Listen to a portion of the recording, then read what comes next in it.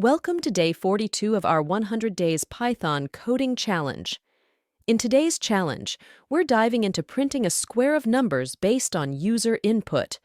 Our program will take a starting number p and a number q, then print a square of q rows and q columns using numbers starting from p. This challenge is perfect for reinforcing your Python skills and understanding of loops and basic arithmetic operations. Input. The first line of input contains an integer representing the starting numbers, p. The second line of input contains an integer representing q, output. The output should be q rows and q columns containing numbers starting from p, as a square shown in the sample. Output. Sample input and output are also be given for your reference.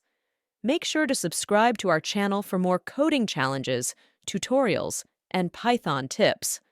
Join our growing community of passionate coders committed to improving their skills every day.